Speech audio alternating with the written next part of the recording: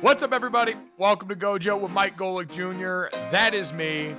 With me, as always, is normally Brandon Jarrell Newman, super producer extraordinaire. Brandon is in the middle of a move. Him and his family are shipping off down from Kentucky to Florida. So, as you can imagine, that requires a lot of time, attention, and effort for a family that's got 2 kids. So, with me today and for the rest of the week, and someone who's been a part of our show now for the last couple weeks here in the DraftKings family, is our producer, Aubrey. Aubrey, how you doing? Ooh, I'm good. A little tired. I've been here, I guess a month. I've already started having work dreams. Oh, God. I don't know what that says. Good things, I was going to say, I guess it says you're very dedicated to the company and they should give you a raise. That's what it sounds like, is you're actually working overtime if you're dreaming about work already. Right. Like there, the hot crazy scale, but there should be a scale for like stress and raises. And like if you start having work dreams, it's up there to get a raise. Yep, that's in the unicorn range. That's in the unicorn range of give this person a raise. I also unjob related. I've been having the weirdest dreams lately, and like no melatonin, no. Sometimes I do sleepy time tea, and that will usually throw a wrench in the brain chemistry.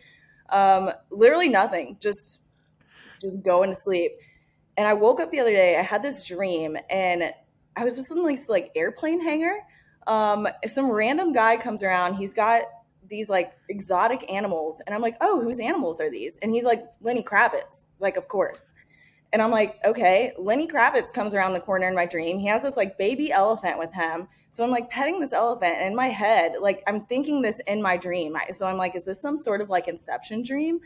And I'm like, ask him about the big scarf, like the big scarf photo where it's like his whole body. He's wearing a blanket. It's not a scarf. He's wearing a blanket. He's not slick for that. But I was like, ask him about it. And I'm like, no, don't. You're petting this elephant. Don't ruin the moment.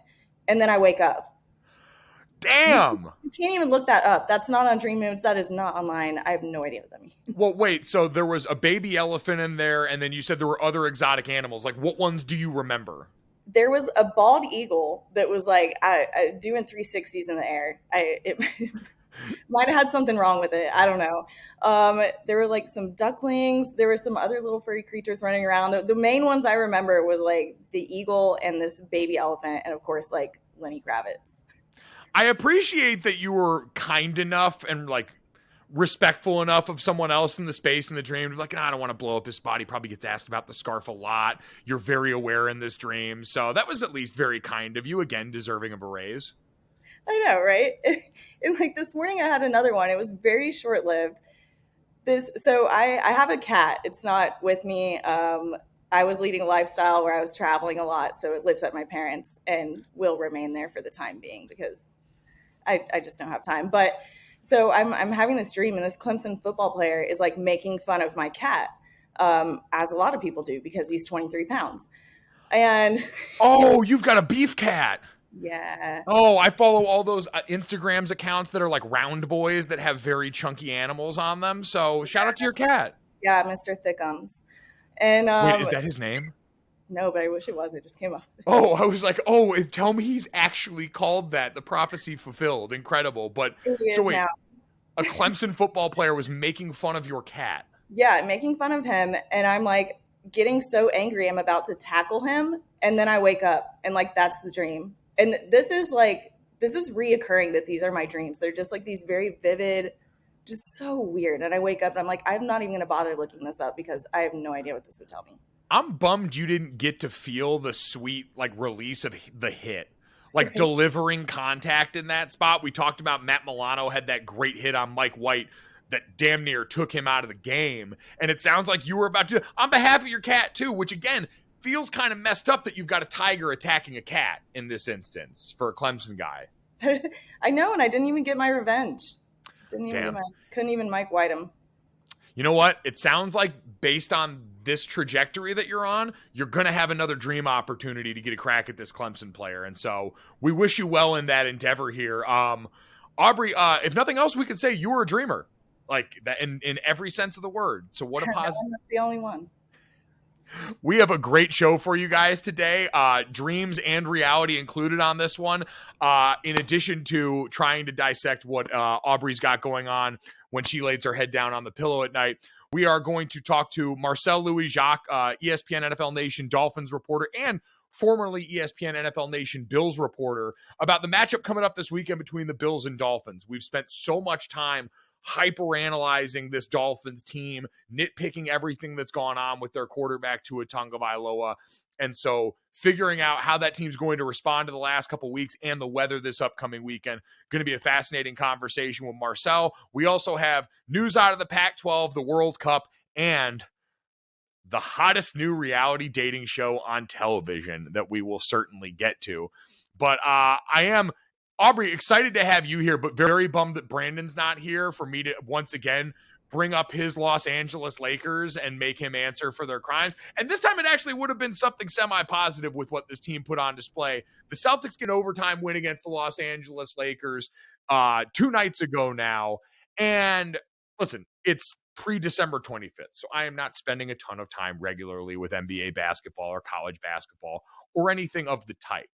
But with this Lakers team, and we know the outside is interested in them because of LeBron James, I like to check in every once in a while. And this was one of those games that the Lakers were down in the third quarter as many as 20 points and clawed their way all the way back in. And so I was able to check in for the better part of the third quarter into the fourth quarter and get most of the second half. And what I saw reminded me of Denny Green. This was they are who we thought they were type moment for this Los Angeles Lakers team. Because what we saw in the middle of this comeback and what we've seen as of late with this team is what they're capable of when their foot's all the way down on the gas. When you've got Anthony Davis playing big minutes and continuing to score on an absolute tear right now. Anthony Davis, who finished with 37 points, 12 rebounds in that game, has been what the Lakers have needed him to be going back to the bubble for the last couple of seasons. This is what we expected all along, for him to go and be the tent pole that allows this whole thing to go and operate, that allows an aging LeBron James to get the best out of himself, that allows a Russell Westbrook, who is still a self-check from beyond the arc, to go out and be his best self in this game, which he was, a double-double, 4 blocks in this game from the guard spot, including some big ones down the stretch. But ultimately, what we saw was a team that is limited in all the same ways that we knew, having that come back and bite them in the ass. The Lakers are 29th in the NBA in three-point percentage, 28th in the NBA in three-point attempts, and number 1 in free throw attempts per game. And what we saw in this game was they had 30 free throw attempts, including 2 big misses by Anthony Davis at the end of this game, where he got to the line, I believe, 13 or 14 times in this game, made 11 of them, but missed 2 big ones at the very end, like he did against the 76ers not too long ago in a game they ended up losing. And a game where they shot 27% from beyond the arc, which is below their season average, which is, again, still bad. And when it got down to nut-cutting time at the end of this game, the Celtics, you literally heard it in their huddle. They went into their huddle on the sideline in the fourth quarter, and their head coach is saying, all they've got are transition buckets and buckets in the lane. And so we're just giving them that right now. And immediately after that, you saw them slough off into the lane and clog that up. And you saw the Lakers' legs die underneath them, because playing the style of basketball that Los Angeles not wants to play, has to play with this roster, is going to take it out of you. They were gassed by the end. LeBron James is chucking up distance threes. Anthony Davis is going down there, working his ass off, trying to post up, but can only hold it for so long because, again, he's now the focal point. He is now this offense's best form. This was the second time the Lakers had lost a game in which they led by double digits with 5 minutes to go in the fourth quarter this season. The rest of the NBA has done that twice combined this season, according to ESPN stats and info. That, to me, is indicative of the margin for error is razor thin. On any given day when they play their best basketball, clearly they can play with the best teams in the league. The Celtics have the league best record right now. They've been one of the best teams through the early portion of this NBA season. And the Lakers stared them eye to eye, clawed their way back into this game, and should have won. Like, Anthony Davis just makes one of those free throws. They go up 2 scores, and now all of a sudden we're closing out this ball game and talking about this entirely differently. But that didn't happen. And what it opened the door up for was Jason Tatum to go out there and be young and special, and to put LeBron James in a blender on the last possession for the game time basket to send it into overtime, and then to allow Jaylen Brown to keep pouring it in there. they looked exactly like the Boston Celtics that were picking up from where they left off last year in the NBA Finals. And this Lakers team looked like a reminder of what's ultimately going to be the thing that damns them, I think, this season, barring some move around the deadline, barring something unforeseen, is a team that's good enough on any given night to go out there and go toe-to-toe with the best in the business, but also old enough and lacking the three-point shooting in a way that's going to deplete them and I think hurt them, certainly over the course of a long season, but definitely over the course of what we talk about in the postseason, a 7-game series where the turnarounds are a little quicker and the focus is a little bit different. It could make them dangerous in that setting when we get there, especially if Anthony Davis keeps this up. Like, Lord Jesus, if you go back and look at Anthony Davis's recent string of games here, and I want to pull it up, just the way that this guy has been scoring so far in this season. Anthony Davis is the team leader in points per game at just over 28, the team leader in rebounds per game at about 12.5, the team leader in steals per game, and the team leader in blocks per game so far this season. In Anthony Davis's last stretch of games here recently, these have been the point totals that he's gone off for. 37 in that game against Boston, 34 before that, 31 before that, one in a game in Cleveland that I think he left because of injury, 55 before that, 44 before that, 27, 25, 25, 37. You get the point. The guy's been the force that they expect him to be, but when you construct a LeBron James without capable and ready three-point shooting around him, you ultimately undermine what you can be on the top end, and it was incredibly entertaining. We're going to get some entertaining games. I know they cut to Charles Barkley and the dudes on Inside the NBA at halftime, crapping all over them, Charles saying the Lakers are a bad team and we shouldn't be forced to watch them in primetime anymore. I'd imagine we're going to get to, and I'd imagine on occasion they're going to deliver in the way that they did in this game. But ultimately, we saw the ceiling absolutely show up at the end of that fourth quarter and definitely going into overtime. So while it was entertaining, and we'll see, there's more of the people lining up. Like Russell Westbrook on his own is going to do enough to feed the take industry, because that guy played with all the energy down the stretch, was a menace from foul line to foul line, was about the only person that looked like they had their legs under him in overtime.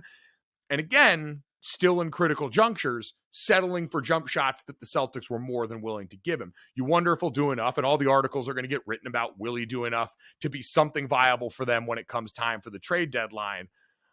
I'll wait to see on that, because there's still a lot of money for a player whose limitations, like this team's, seem pretty clear at this point. The other thing that stuck up, speaking of limitations, that kind of struck me as pretty interesting is I feel like we're having a banner year, and this will work into the conversation that we'll have with Marcel about the Miami Dolphins, is the way we've been talking about Tua Tagovailoa for the majority of this season is interesting in contrast to a guy like Jalen Hurts.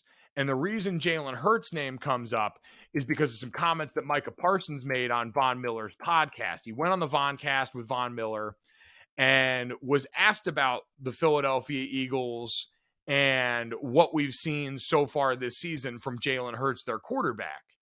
And I want to pull up his exact quote right here. Every time I log on to ESPN to use one of their articles, the ad starts playing about 30 seconds in. And so I was trying to read that to you guys with a Burger King ad singing in my ear the entire time.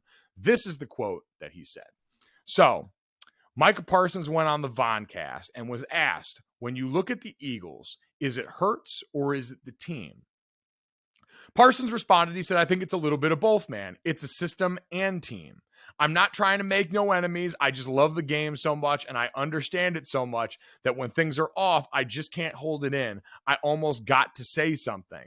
Now, Hurts declined to say anything. Jordan Mailata, his left tackle in Philadelphia, got a little bit spicy, saying, I'm going to worry about the Bears. Micah should worry about his game too. I don't know who the F they're playing. Pardon my language. Just worry about who you got this week.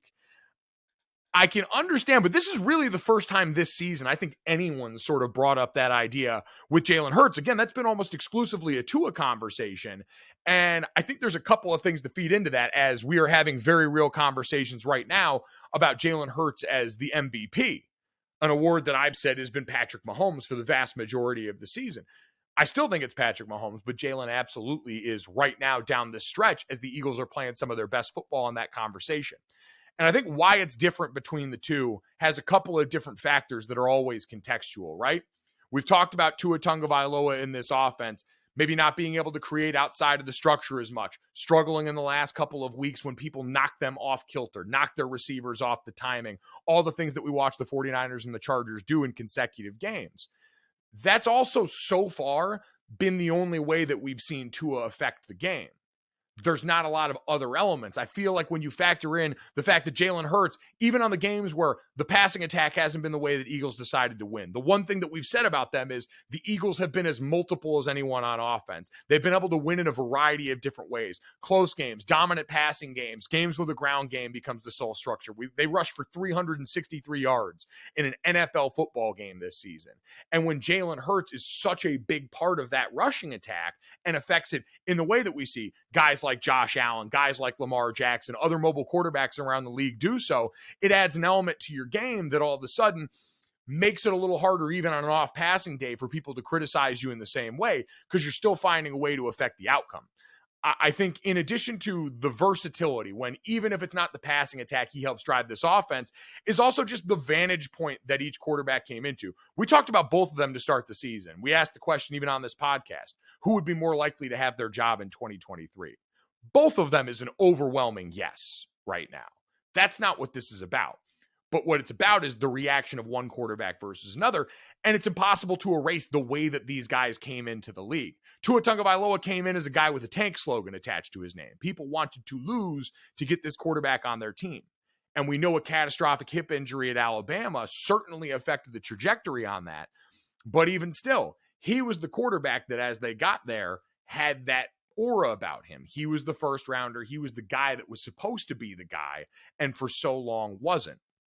And so certainly, not progress isn't always linear, I think is really the perfect summary of the Tua Tagovailoa experience, where now he's got in an environment that's giving him a chance to have success that built up around him.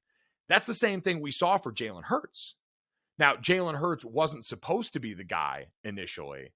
Both of these guys did come in with veteran quarterbacks playing in front of them, right? We had the best version of Ryan Fitzpatrick playing in front of Tua Tagovailoa before Brian Flores decided to make that switch in the middle of a season that they were playoff contenders in down the back half of that year.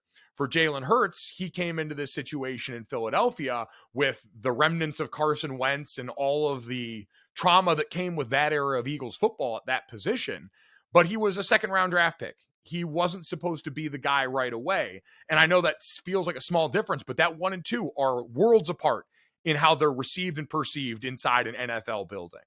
You come in with a 2 attached to your name. Yeah, you're supposed to go in and certainly be the backup right away. You might eventually become something, but there's not that pressure, even among guys on the team. Like, I've had plenty of buddies around the NFL at different positions, other positions, who when you see a guy drafted 4th round and up at your spot, you start thinking about what your future with that team looks like. Because that kind of capital poured into it is usually an indication that they're thinking about trying to replace what you've been offering at that position. At quarterback, it's a little different. When you see the 1 attached to a guy's name, they got a future in mind for that guy. When they see a 2, it's, hey, we see some things that we like about your game and think that you could develop into, but it doesn't necessarily have to be right now. And I think that part of it for Jalen, coming in and having his progression be a little bit more linear, where it's been incremental progress each and every year for Jalen. Very similar to what we talk about in Buffalo with Josh Allen, albeit I think with just a lesser version of all of the physical gifts. It's been that steady progression each and every year. And when you can look at it and see the ways that it makes sense, and you can see that line steadily going up, and that tracks all the way back to his college career, that intersected with Tua Tagovailoa, I think all of that as the backdrop kind of affects the way that we're going to judge these guys as a part of this conversation. And right, wrong, or indifferent, when there's the mania around you that Tua had in college and as a pro, that is a part of the narrative for you coming into the situation. I think that's where a lot of the scrutiny comes from. Right, wrong, or indifferent, I think that's where so much of the attention gets focused on too. And that's why Jalen Hurts gets comparative lesser until now, when Micah Parsons points this out. And I'm sure there are still detractors somewhere for Jalen Hurts that exist. But I think relative to expectation, he's already done so much more than people expected of him coming out of college based on what we saw there and the trajectory we thought he was on, that it feels a little bit more like found money than Tua Tagovailoa, who's finally been tapping into the thing that we believed he was all along. So that's a little of what we got there. Micah Parsons is one of those dudes, by the way. he can go out there and write that check. Because even in this situation, when they play, he's going to have to see Jordan Mailata. He's going to have to see Jalen Hurts. And if anyone should be confident in their ability to go out there and write checks that they're asking cash, it is Micah Parsons, the likely defensive player of the year this season. And so there might be some other Cowboys that may not appreciate that, but at the same time, what he said is also not that inflammatory either. You could see where he was inching up to. I don't think he actually went over the line on that, but he inched close enough for a quarterback that so far this season, and Jalen Hurts has done nothing but prove people wrong. I saw Dan Orlovsky put the hand up on NFL Live the other day and say I was wrong about this dude. Shit, I have to do the same thing. I was on here and on plenty of platforms saying this guy tracked like a career backup, and that is not the case. Jalen Hurts is an NFL starter, and he absolutely, like Tua, like a lot of quarterbacks, gets help from the system around him, but we also see him impact the game in so many ways, and he has managed to improve so much each and every year going back to college from what we saw that it's hard to ignore and certainly hard to be critical in a lot of ways of what we've seen, especially as of late as he's playing his best football. Tua's also hitting a tough stretch right now, and he's going to have the chance to respond and overcome this weekend. And that is what we are going to talk to our friend ESPN, NFL Nation, Dolphins reporter Marcel Louis-Jacques about after we take this break here right in 1 second. All right, very excited. Guess we haven't had on the podcast before, someone whose work that I have consumed and enjoyed for a long time. Marcel Louis-Jacques, the ESPN NFL Nation Dolphins reporter, formerly the ESPN NFL Nation Bills reporter. So this is the Marcel Bowl coming up this weekend, part 2 in the NFL. How you doing, Marcel? I'm good, man. I'm good. Yeah, it's such an captivating week because no matter what I put out, it's going to get attacked from either fan base. So I'm just kind of like every now and then I'll just kind of like let the pull the strings a little, maybe toss a little bit of bait just to watch the battle and my mentions go off, but only when I have time. Exactly. Only when I looked at this situation like when people always talk about teams signing NFL free agents who have been on another team, and everyone always wonders, oh, are they getting some inside info about that team and their system that they bring over late in the year? Like, I'm assuming the Dolphins looked at this as an acquisition and said, this guy knows the ins and outs of this Bills team. We're going to go in here and start to get the real inside info now. Yeah, last year, actually, my first day, Brian Flores just kind of pulled me into a side room, like with padded walls, and basically, like, you're going to tell us your secrets or you're going to pay. But no, not that. Of course, not that serious. What's it called? I might get a question for a food recommendation or like a good brewery in town, something like that. But other than that, football-wise, man, I think Mike McDaniel's a little bit smarter than me. That's what I was going to ask on the food end too, because I saw you hit a self-imposed under on In-N-Out trips when you were out here for the West Coast swing. I did have to start off and ask where you fell on that one, because we've had a debate on this podcast about where the In-N-Out burger actually falls on the fast food burger scale. So Judging by the amount of times you hit that, I'm going to guess you're pretty high on this. Oh yeah. So I grew up in California. I grew up in Sacramento. In-N-Out is more than just the burger and fries. To us Californians, it's home. It's nostalgia. It's, Friday night after a football game. It's, basketball games, big win, go celebrate it, In-N-Out type deal. Like it's more than just the burger itself. But that being said, the burger is damn good. The burger is good. I'll take no slander. I'll take zero complaints. I don't want to hear about.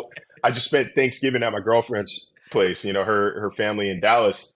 And, just between her brother and her dad, just ragging on In-N-Out, I was like, man, I kind of want to go home. This has hurt my feelings right now. Like I don't have an acceptable comeback to this. You guys got me outnumbered here, but the fries are the fries. You put a little salt on them and it's fine. But the burger is special, man, and it's cheap. I don't personally see the downside to In-N-Out.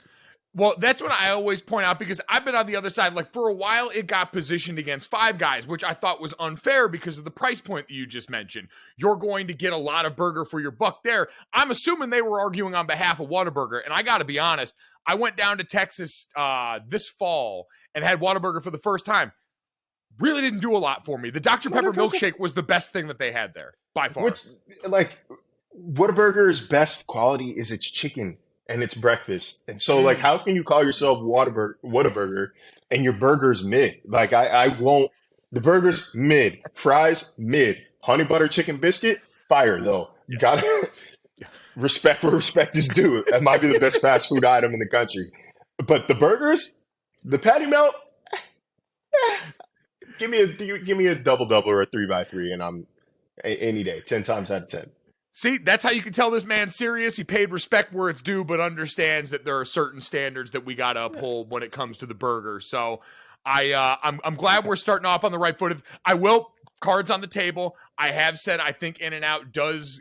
Now, see, the way you phrased it is to me more endearing because there's a nostalgia aspect to it. I said that there's a lot of hype built into it for outsiders just because I can't justify waiting in line that long for anything like that. Like, I can't do the drive-through line. I know they move it fast, but my whole thing is like, I just can't deal with that side of it. I feel like there's a little bit too much hype from outsiders that goes into that. Yeah, it's like a real blessing when you find just like a nice suburban In-N-Out, like, off kind of a side street or something like that. And you get in and out. I mean, no pun intended. My flight out of San Jose.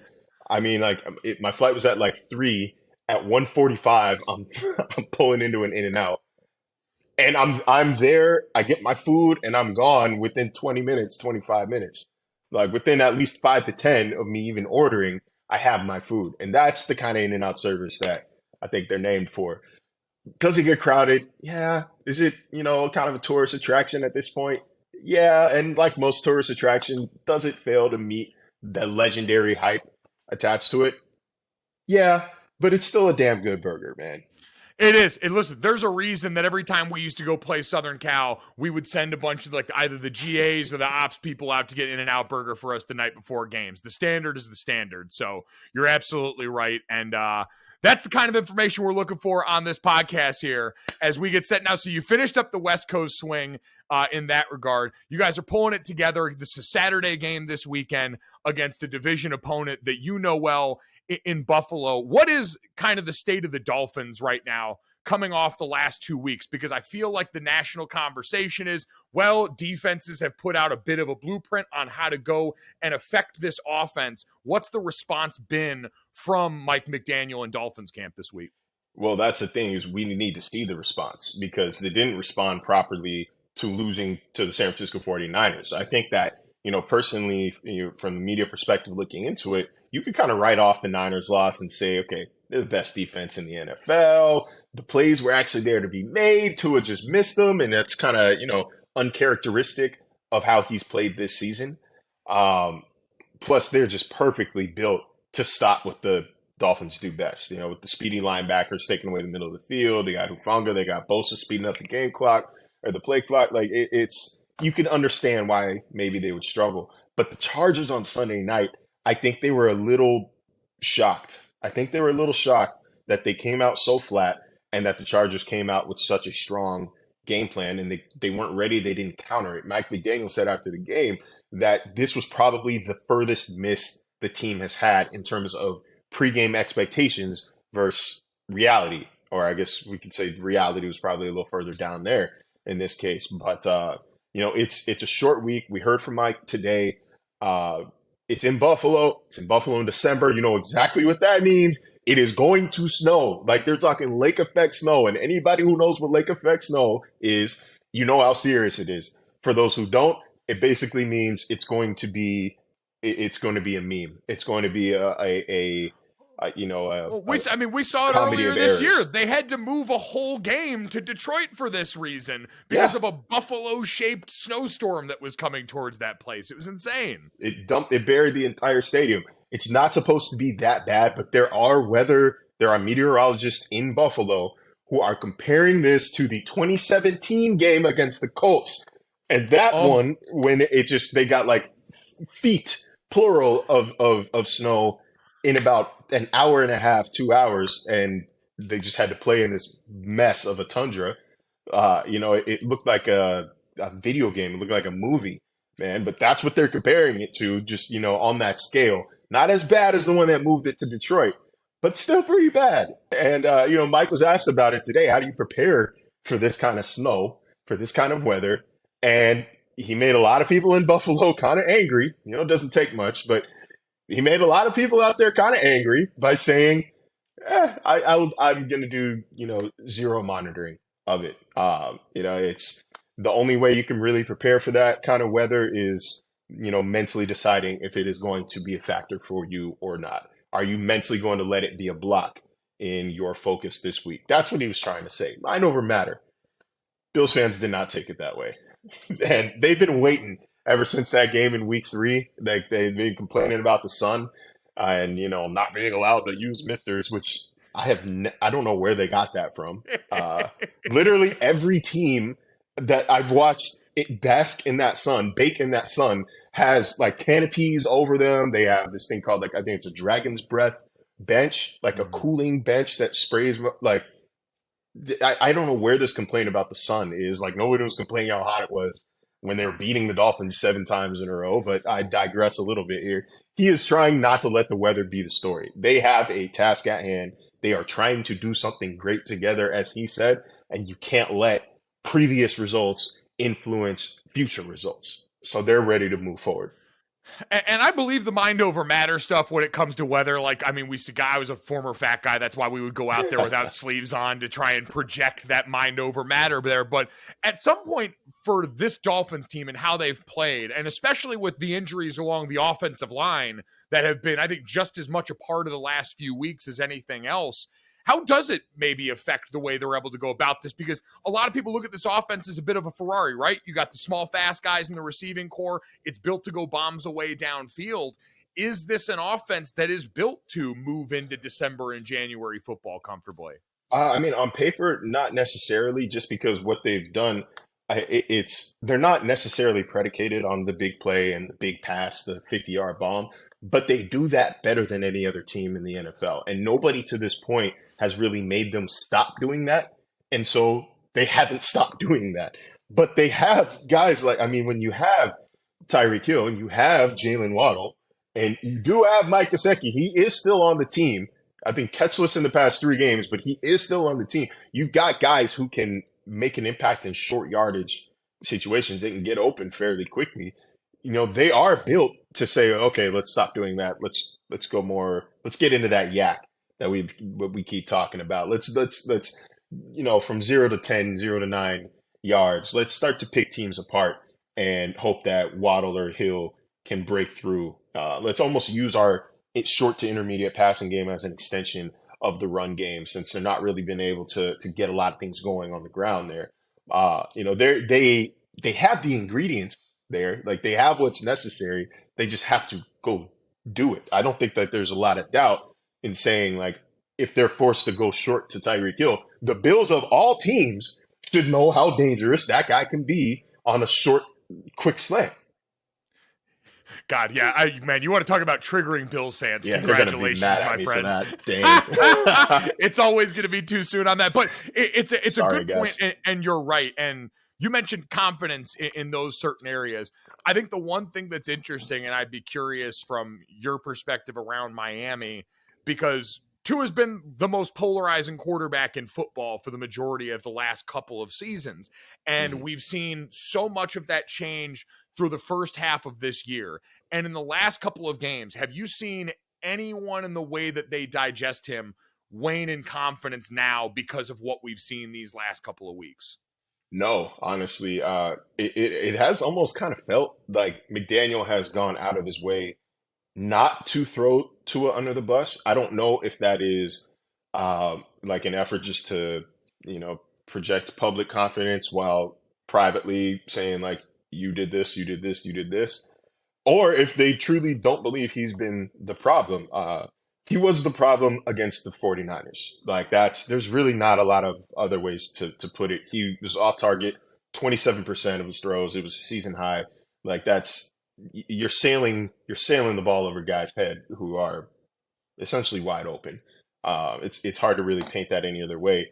This last game, I think they might have got more out-coached than Tua got flat-out outplayed. I don't think they were ready to see that kind of press coverage from the Chargers. I don't think they're ready to see that level of physicality. And Tua, where he has really struggled the past 2 weeks, Tua was not able to create outside that structure. And, when you talk about the difference between, like, the good quarterbacks in the upper echelon quarterbacks, it's that ability. It's that right there. The ability when something breaks down to be able to extend a play and make something happen. Justin Herbert did it all night. Like that was I've been making this example. I've been making this point for the past couple of weeks, and watching him do it. One of the first things I said was that's what it looks like. And I know it sucks to hear as a Dolphins fan. You're like, why of all people did it have to be that guy doing it? But even Brock Purdy did it a little bit, the week beforehand.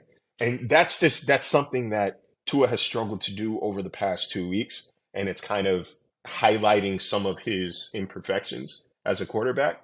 But, again, it's going to take a team effort. It's going to take a coaching effort to right the ship here, because a lot of this offense is based on the rhythm and timing. And Tua is very good in that system when it's working. He is very good when it's working. There's just, I think the past 2 weeks have brought about a little bit of concern about how effective he can be when it's not. His teammates, though, from what I can tell, they're still fully behind him. Tyreek Hill even said after the game Sunday, said Tua did enough for us to win. I dropped passes. Like, I left things on the field. I have to support my quarterback because that's not going to show up in the stat sheet.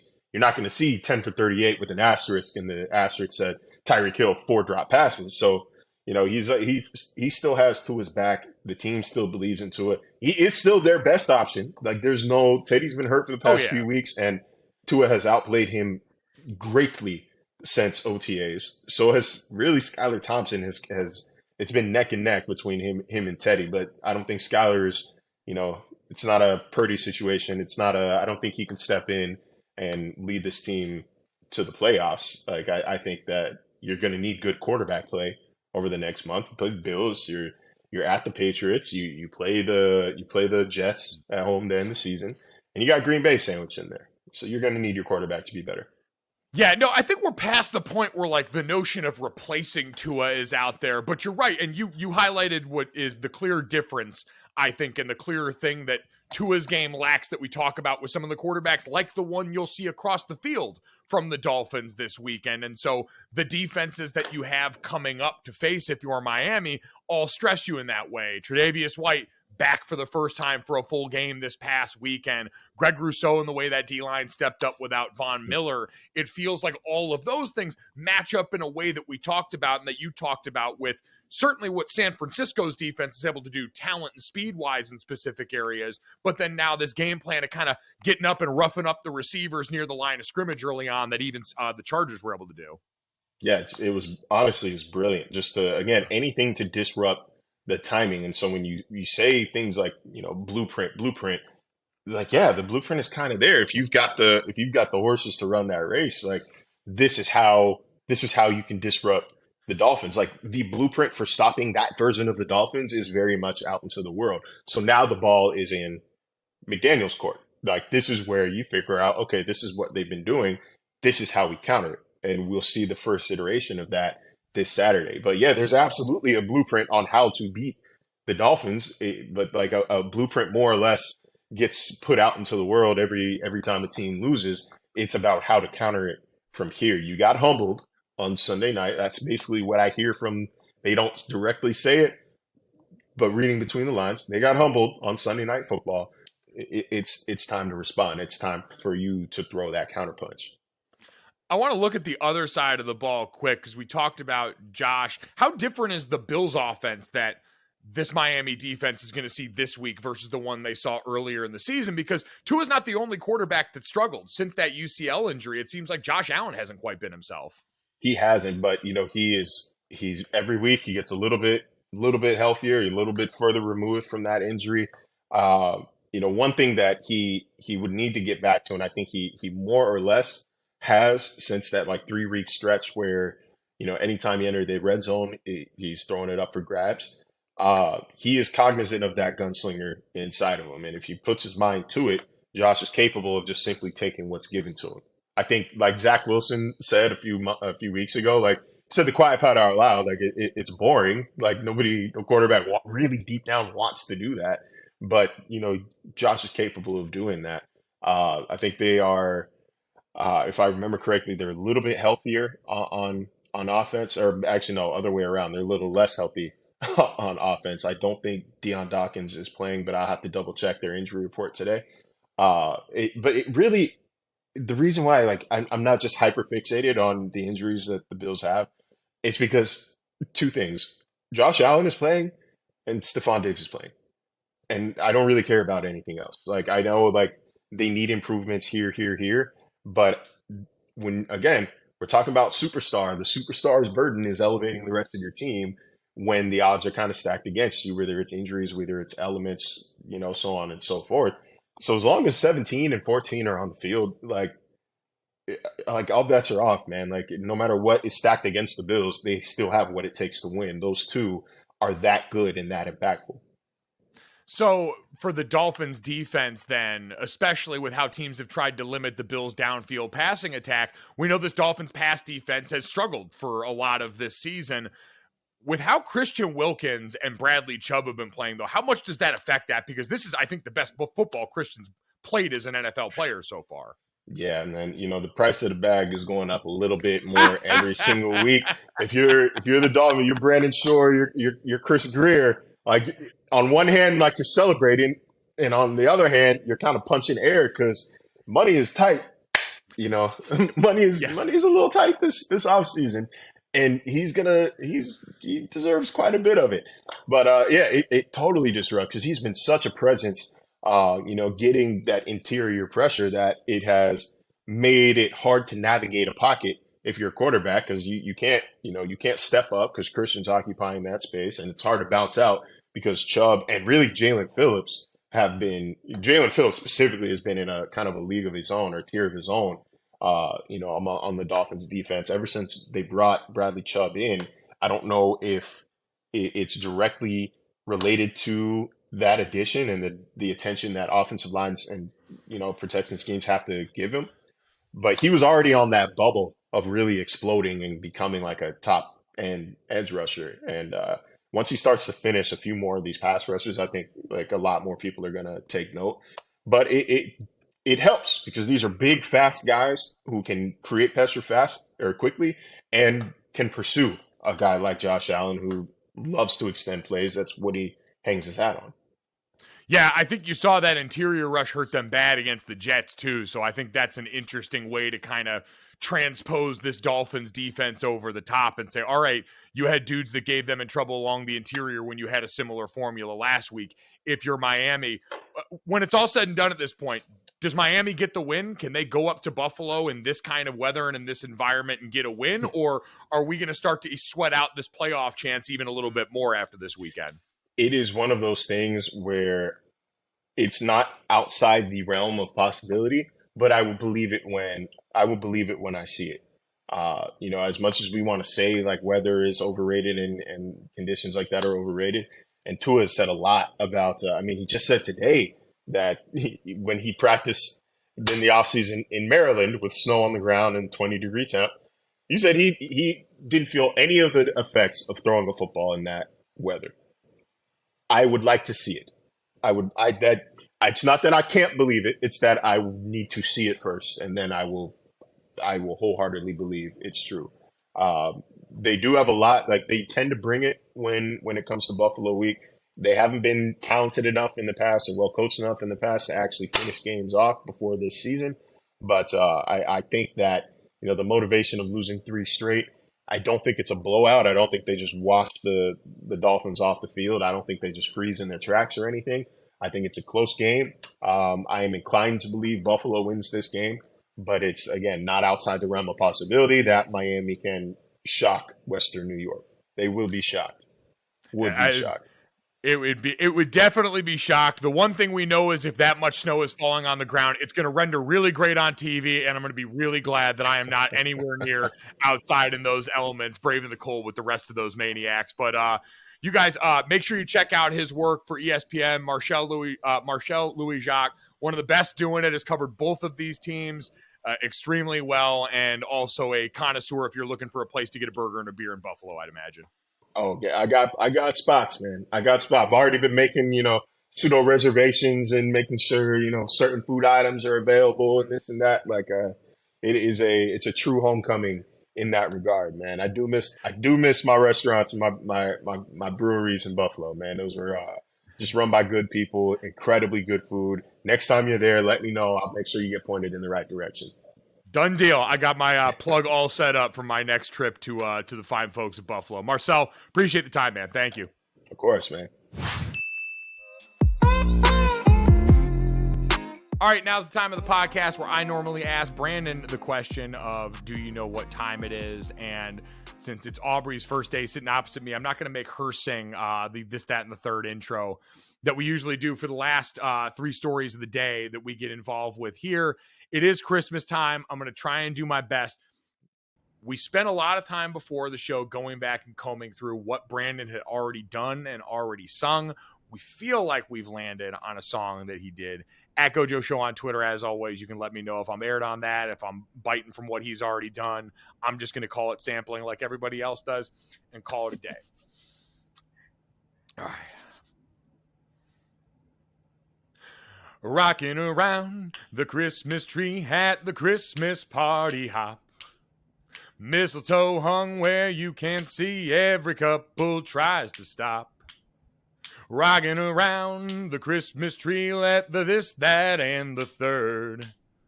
Later we'll have some pumpkin pie and we'll do some caroling. You will get a sentimental feeling when you hear voices singing, let's be jolly, deck the halls with this, that, and the third. Rocking around the Christmas tree, have a happy holiday. Everyone dancing merrily in the this, that, and the third. Boo-doo-doo-doo-boo. I really wanted you to ad-lib in there when you're going to hear us talk about MILF Manor. I'm so excited for that. Oh, one day I will have the technical skill to be able to weave MILF Manor into a Christmas carol. That's when we'll really have arrived as a podcast, which... My, that's an indication of where we're going on all this. Let's get to this, that, and the third. Basically, let's get through these sports stories so we could talk about the most important reality TV show that's about to come in our ears. Little bit of news to start with this. In the world of the World Cup, we've got our final set for the Men's World Cup.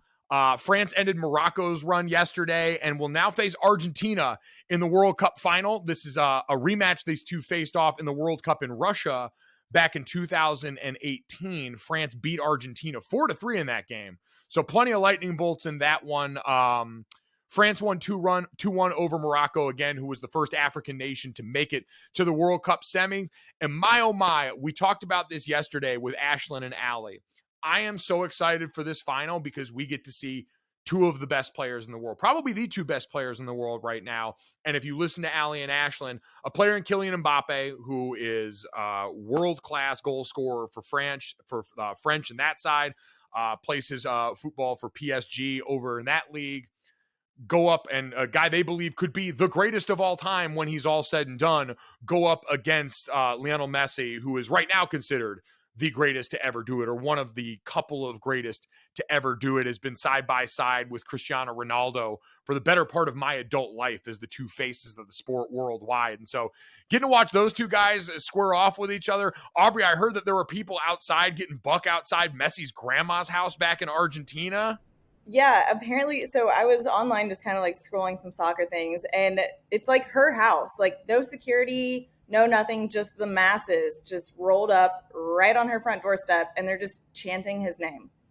It's got to be so weird to essentially be a god like that in the country that you hail from. Shout out to Grandma, though. No security detail, no extra tidings around there. Grandma stayed humble through the process. She's not worried. I always wonder, like, do people like that? Or is she secretly just wishing she could go out there in Gran Torino and just get off my lawn? Get off my lawn. Get out of here. I'm sure after the while, there's a little bit of both. And like, I'm only in my 30s, so I don't get too much of that yet. But at the same time, like, I feel like as you grow older, you just like your space more and more. She's probably used to the fame somewhat, but I'd imagine Grandma keeps that thing on her inside that house. But also, how do people find that out too? Like, that's the other weird part. Like, stalkerish. people know a little bit too much. And as we see often with football around the rest of the world, sometimes your family is in a position that they would rather not be in for anybody involved. So this is a reminder to everyone, just be cool and normal about folks' families. You don't got to go over and celebrate at grandma's house. You can just celebrate with your own family and your own grandma as you get to watch Argentina and France face off in the World Cup final. So going to be pumped for that one here. Guy almost landed a bicycle kick for Morocco in that game yesterday. It was ridiculous across the board. But if you haven't tuned in at all, and I always say there are certain players in every sport that just transcend whatever knowledge of the sport you have to have walking in any technical know-how. Kylian Mbappe is that player. You can lay eyes on him the way I do, and you will see he does this different than everybody else on the field. And certainly Messi is that way, but Mbappe does it with, I think, even more physical ability as someone who's a bigger body, such an incredibly fast player. Pumped to watch this one. According to DraftKings Sportsbook, by the way, the opening lines are out right now. France, the favorite of this one at plus 175. Argentina at plus 185 as well. So you can check that out if that's something you're into. We'll get to that real quick also. We got the news that we have been waiting for. UCLA given the nod by the University of California Board of Regents to make the move to the Big Ten. Last time on Dragon Ball Z, when we had picked this up, we know USC and UCLA were getting ready to dip and get some of that fine Big Ten money. But UCLA, being a part of the California school system, had to answer to a few other people in the process. So it was multiple months. They made a pitch about how they'll be using all of this newfound money for great resources for the student athletes, for their well-being and mental health and all of these great things. And listen, Martin Jarman, the UCLA athletic director, by all accounts, a good man. I've gotten to meet him very briefly. Seems like a good guy. He said, we're excited to join the Big Ten Conference in 2024. Grateful the Board of Regents' thoughtful engagement in this decision. We've always been guided by what's best for our 25 teams and more than 700 student athletes, and the Big Ten offers exciting new competitive opportunities on a bigger national media platform for our athletes to compete and showcase their talent. Kind of true. Like, this is always just about the money. They're going to make so much freaking money. UCLA carries like $62 million in debt. These TV deals are probably going to net them like $70 million a year. And so it can do some good on the other side. They're going to have to pay the Cal Berkeley, I think, like between $2 and $10 million as a subsidy there to also help, quote, enhance the student athlete support on campus at UC Berkeley, which I'm sure UCLA said, bitch, I know guac is extra. Like 10 million, they're gonna shit gold coins for the next however many decades of their life. My favorite line in all of this, though, Aubrey, is as they were talking about what was going on and in this move and the fears about players and the travel that would now be associated playing in the Big Ten footprint. The quote was, "You don't play Rutgers every week." Is that a backhanded compliment? I think in its own way, it's a backhanded compliment. I do just appreciate that in all of this, what it's turned into is Rutgers as the center of conversation for the Big Ten. Because all of this has been about, oh, look at all this money that Rutgers managed to find themselves in by being New Jersey's team in the Big Ten. And look at how teams are going to have to travel out all the way to Rutgers from the West Coast. And so this conversation has properly centered the Big Ten on its true core at Rutgers. So that's someone's got to be the scapegoat. But also the weird part for me is I spent half of my life growing up in the Midwest. I'm originally from Indiana. So just like the whole thing is just weird to me. Yeah. Oh, I've been trying to prepare the people in California, and now the folks in UCLA can officially get ready for this, for just how much ranch dressing you've got to be able to ingest if you're going to be a part of this Midwest footprint. And still, the joke remains, having to go to Minnesota in November. I cannot wait. As someone that saw the look on the faces of a bunch of Miami players that we played in the bowl game in El Paso, Texas, where it was 30 degrees and snowing, they were done before kickoff. And I'd imagine if you get one of these West Coast teams that maybe has a little bit of a down year, maybe Chip Kelly's squad takes a little bit of a step back with DTR leaves, and you're like 4-5 walking into that matchup in November. I don't really know how it's going to go for you. No, that's not going to be a good time. A little dicey, a little icy. Nope, but I have a feeling the facilities upgrades and all those fine things that are going to come with this massive TV deal hopefully make their way down there. Hopefully plenty of NIL deals for the kids here because, hell, if everyone else is going to make money, we need to make sure they are too, because that's, again, above all this other stuff, what this is going to be about. The UC Board of Regents wasn't going to stand in the way and give themselves the bad PR of trying to stop UCLA from going and making this move. They got a little bit of hush money at the end, and everyone gets to go on their merry way. As do we. Let's get to the third here for the most important story of the day. We got a teaser trailer from the folks over at TLC for a brand new reality series called MILF Manor.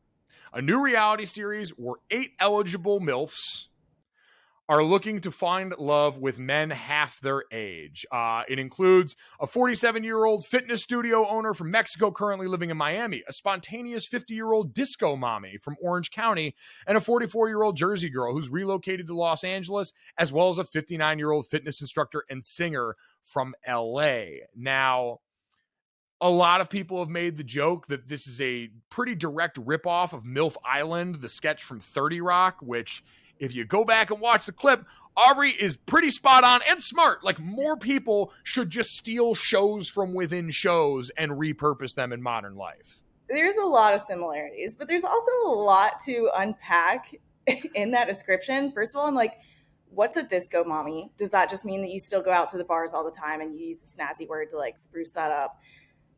And I'm just like, oh my gosh, the trailer itself, where there's a twist at the end, my brain immediately went to, this is all of their sons.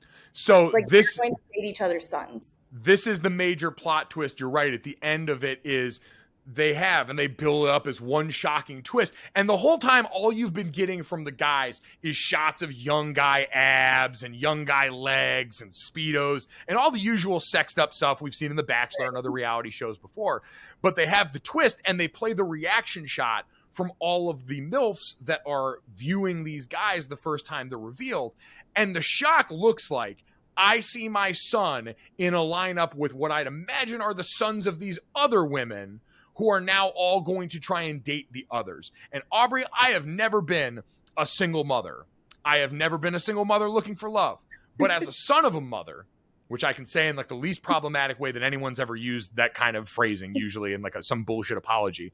As the son of a mom, the last thing on earth I am going to do is be on a reality dating show where either one of us could see the other in a compromised position. Do not pass go. Do not collect $200. I don't know how. Like, I need to hope, Aubrey, that everyone involved was tricked and that they were not told that this was the case and that maybe these families just don't communicate well. Because if both parties agreed to come on this journey together in this way, I got a lot of questions that would probably be better solved by a therapist. It's one of these things, too, also, where I feel like if that is the case, I'm not even really going to be shocked. I feel like a lot of us have heard about reality TV producers and the way they're allowed to do things. And this just, I would like to think that the show is not going to be that twisted. But again, I'm not going to be shocked if it is their sons, each other's sons. It's 100% their sons. And I need, for the sake of humanity, for one of the like pairs of moms and sons to immediately bow out. Like, I got to know somebody's just like, nah, can't do this. Cannot do this. Just so I know we aren't totally, because to be clear, I am going to watch this. Well, like, yeah.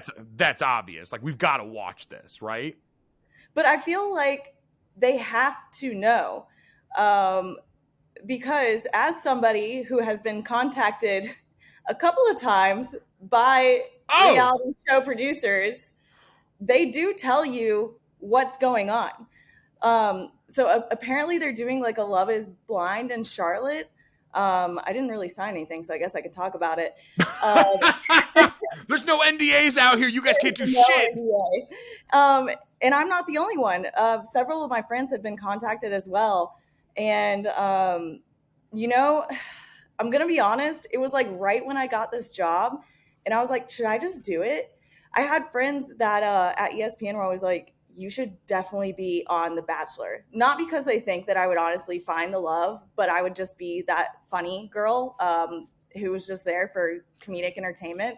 My two friends that I worked with at Films, Andrea and Morgan, they were like, you would be perfect. So I'm sitting here just hearing them in the back of my head, like, I should just do this, right?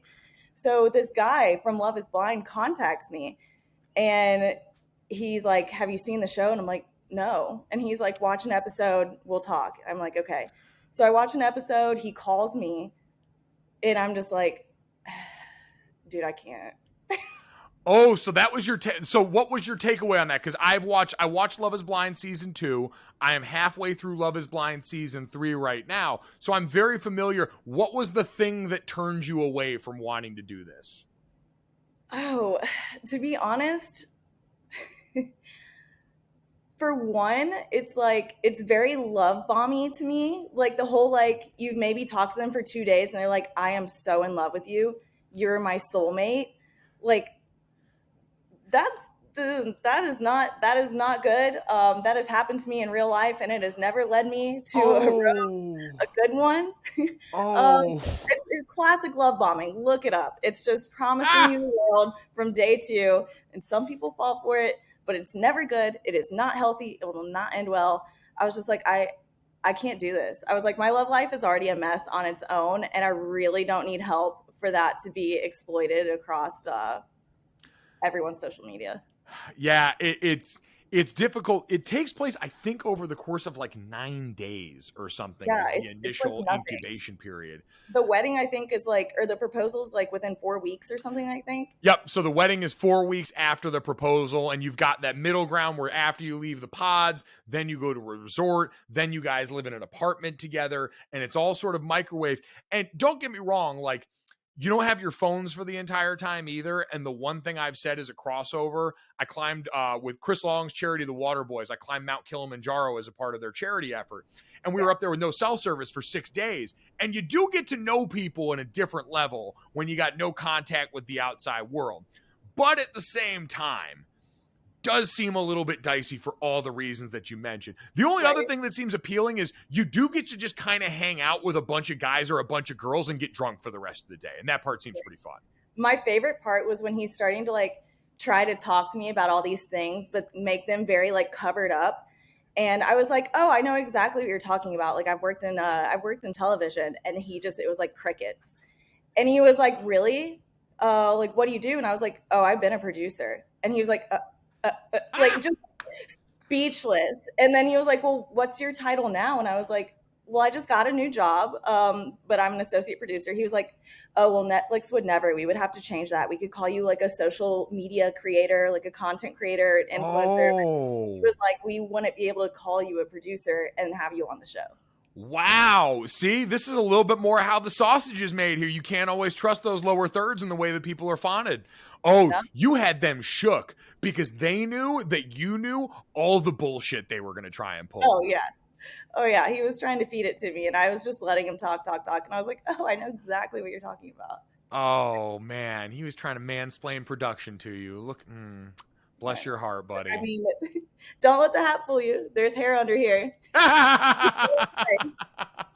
Oh my God. Well, we're glad that you're here. I won't lie. It would have been incredible content if you were producing for us and had to take a leave of absence to go on Love is Blind. We would have been very supportive of your journey, but we're thrilled that you're here. And now this is only going to thicken the plot, because I'd imagine, and you'll have to keep us posted, if they're doing one in Charlotte, chances are you will know some or a few of the people involved. And so we'll be looking for insider info when season 4 does come out for that reason. Absolutely. All right. Well, we hope that love has been truly blind for you in this podcast. If you only consume us on an audio format, if you like us on the visual, that's pretty cool too. Make sure you download, subscribe, rate, and review Gojo wherever you get your podcast. Leave us a 5-star rating and a review, and do that again.